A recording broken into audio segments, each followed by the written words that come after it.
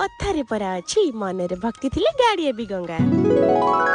सो एटा होची Puri Ramar second day. बाटरे मां बाट मंगला को दर्शन करके हमें बाहर जाइथिलु बालुकेश्वर मंदिर। आ अपन मन तो जानि चंती मो दीदी प्रभु श्री बराला बालुकेश्वर पाखरे मानसिक थिला। खाली मो दीदी नो जीजु मध्य पूरा 21 दिन निष्ठार सहित व्रत पालन करथिले। 21 दिन पर दुई जन जाक मिसिकी जाई बसैथिबा गुआ नडिया को उठैथिले। सतरे समस्तक पाटिरो सुनिछि प्रभु श्री बराला बालुकेश्वरंकर महिमा बहुत अपार। जेमिति गुटी झियो ता बापा को डाकले ता बापा ओ करिथाए, सेमिति कुआडे प्रभु तांका भक्तंक डाक को ओ करके सुनि तेमती आमे प्रथम दिन ही मंदिर जाइकी हमको एते शांति लागिथिला। केमिति 21 दिन पूर्ण हबो आमे आउ थरे मंदिर जिवो बाबा को दर्शन करिवो। 21 दिन हेई गला आमे मंदिर मध्य गलु आ मो दीदी मध्य लक्ष्मी मां को चक्षुदान करिथिला। काहे कि ना आथर को से जेतेबेले मंदिर जाइथिला मो दीदी को मां को देखि भल लागि नथला। काहे कि ना तांकर आखि दीटा खाली खाली देखा जाउथिला। सेति लागि से एथर को गला बेले को मां को पाखु चक्षु नेकी जाइथिला। आ मां मध्य से चक्षु पिंती खुशी हे गेले। काहे कि ना तांका बेकर फुलमाला खसी पड़तिला। भक्तरे लिखंतु कमेंट बॉक्स रे जय बाबा बराला बालुकेश्वर की जय।